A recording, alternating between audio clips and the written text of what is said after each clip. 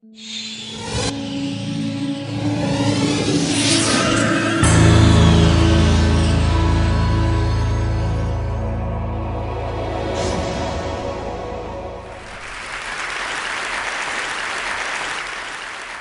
ago, exactly, I was in Afghanistan.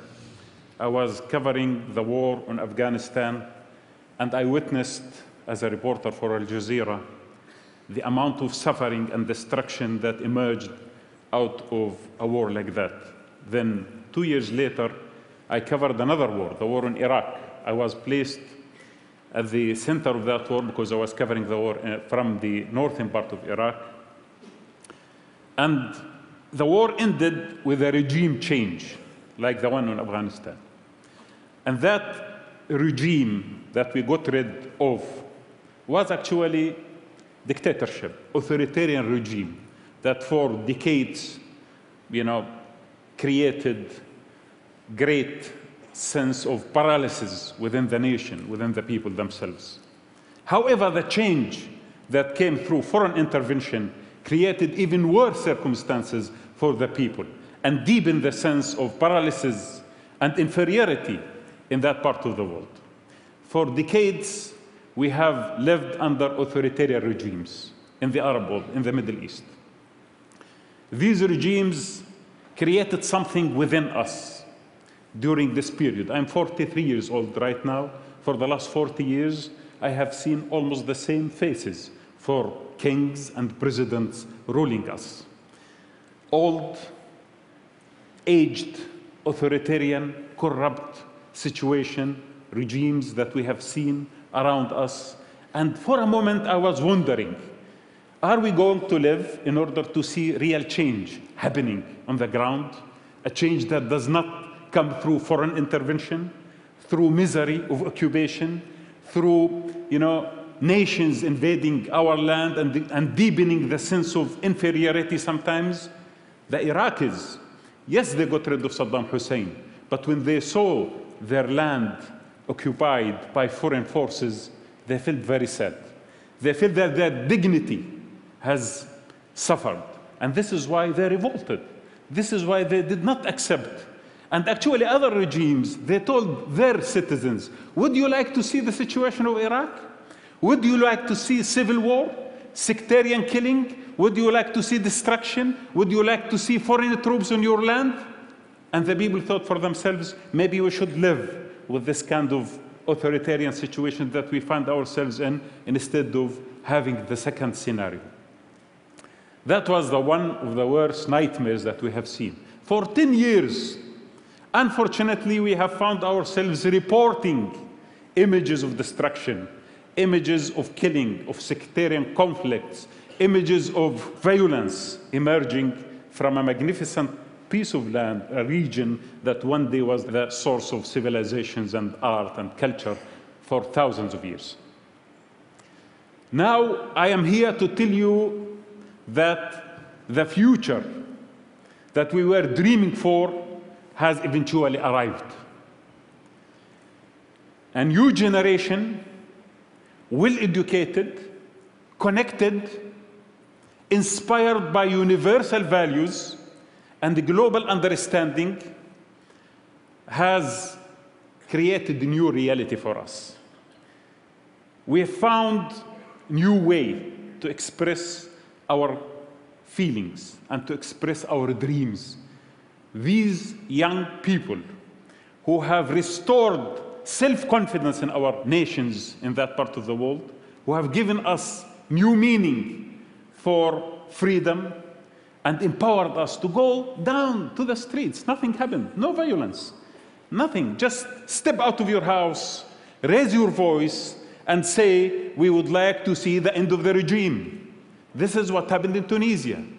Over a few days, the Tunisian regime that invested billions of dollars in the security agencies, billions of dollars in trying to maintain, its presence, collapsed, disappeared because of the voices of the public. People who were inspired to go down to the streets and to raise their voices. They tried to kill. The intelligence agencies wanted to arrest people. They, found something called Facebook. They found something called, Twitter. They were surprised by all of these kind of issues. And they said, these kids are misled. Therefore, they asked their parents to go down to the streets to collect them, bring them back home. This is what they were telling. This is their propaganda. Bring these kids home because they are misled.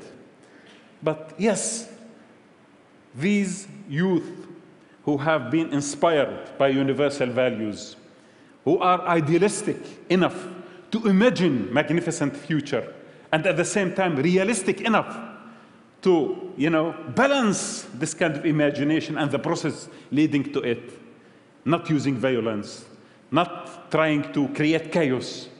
These young people, they did not go home. Parents actually went to the streets and they supported them. And this is how the revolution was born in Tunisia. We in Al Jazeera were banned from Tunisia for years. And the government did not allow any Al Jazeera reporter to be there. But we found that these people in the street, all of them are our reporters, feeding our newsroom with pictures, with videos, and with news. And suddenly, that newsroom in Doha became a center that received all this kind of input from ordinary people, people who are connected and people who have ambition and who have liberated themselves from the feeling of inferiority.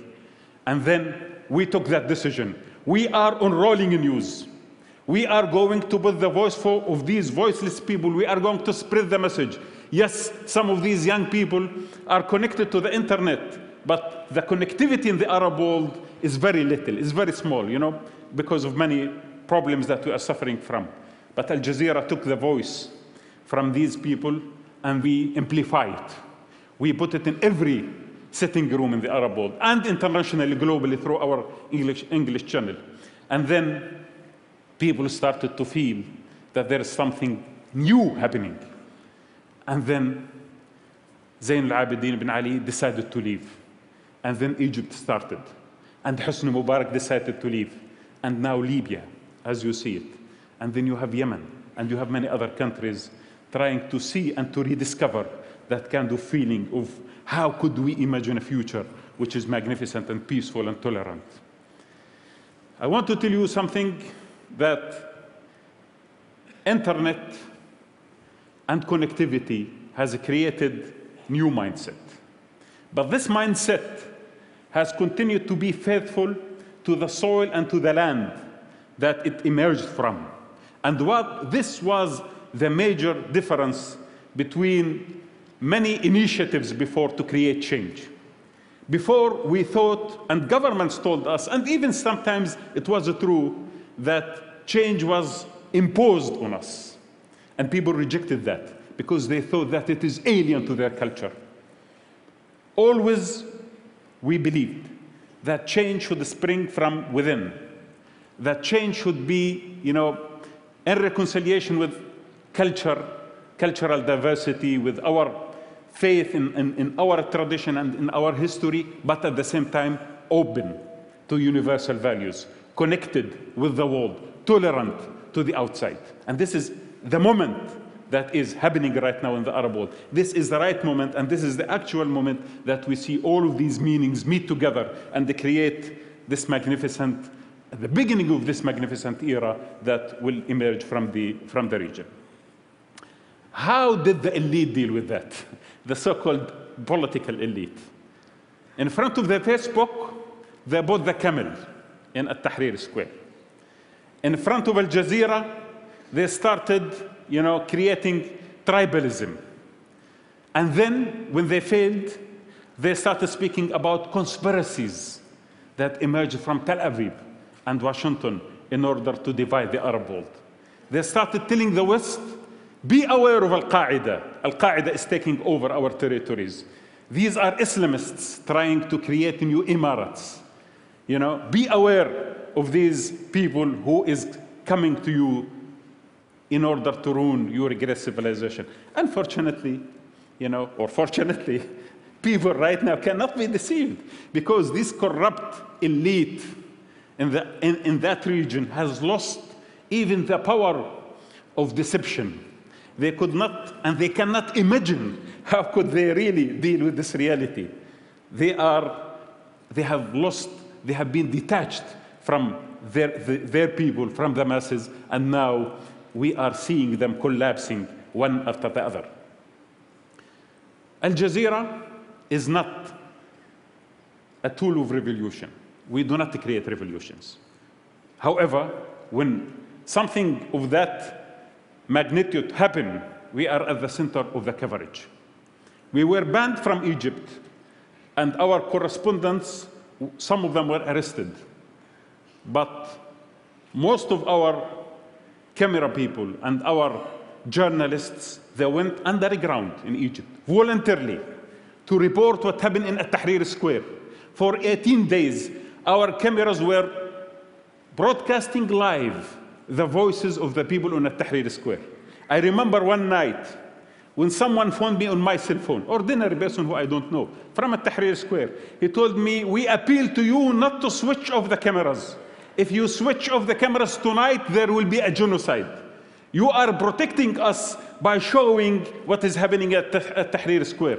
I felt the responsibility to phone our correspondents there and to phone our newsroom and to tell them, make your best not to switch off the cameras at night, because the guys there really feel confident when someone is reporting their story, and they feel protected as well.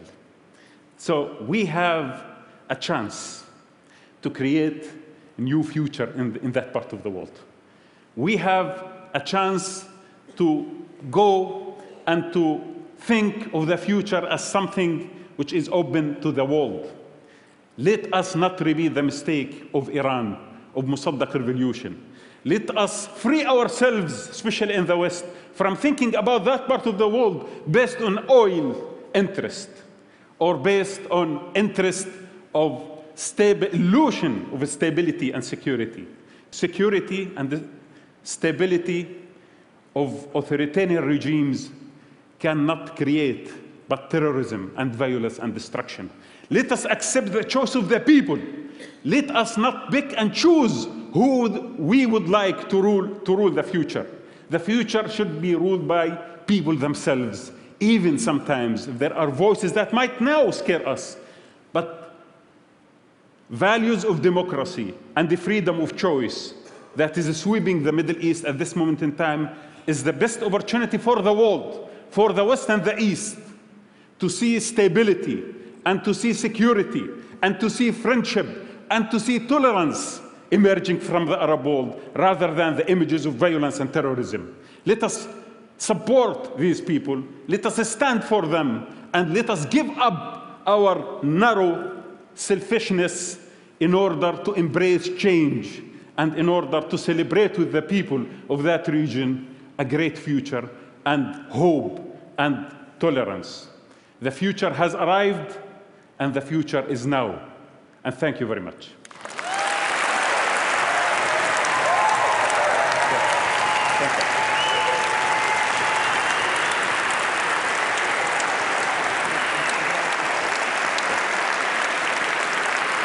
Thank you very much.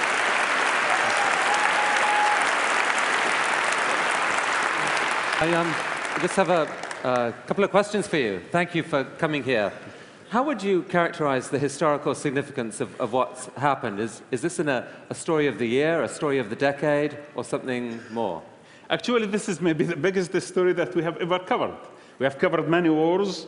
We have covered a lot of tragedies, a lot of problems, a lot of conflict zones, a lot of hotspots in the region, because we were centered at the middle of it. But this story, it is a great story. It is beautiful. It is not something that you only cover because you have to cover a great incident. You are witnessing change in history. You are witnessing a birth of a new era, and this is what the story is all about. I mean, there are a lot of people in the West who are still skeptical, think this may just be an intermediate stage before much more alarming chaos. You really believe that if there are democratic elections in Egypt now, that a government could emerge that espouses some of the values you've spoken about so inspiringly? And people, actually, after the collapse of the Hosni Mubarak regime, the youth who have organized themselves in certain groups and councils, They are guarding the transformation, and they are trying to put it on a track in order to satisfy, the values of democracy, but at the same time also to make it reasonable and to make it rational, not to go out of order. In my opinion, these people are much more wiser than not only the political elite, even the intellectual elite, even opposition leaders, including political parties.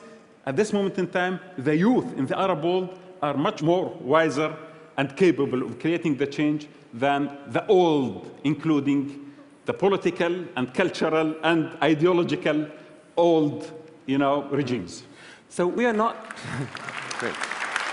We are not to get involved politically and interfere in that way. What should people here at TED, here in the West, do if they want to connect or make a difference and they believe in what's happening here? I think, we have discovered a very important issue in the Arab world, that people care. People care about this great transformation. Mohammed Nanabai, who's sitting with us, the head of our Al Jazeera Net, he told me that 2,500% increase of accessing our website from various parts of the world. 50% of it is coming from America, because we discovered that people care and people would like to know. They are receiving the stream through our internet. Unfortunately, in the United States, we are not covering but Washington, D.C. at this moment in time for Al Jazeera English.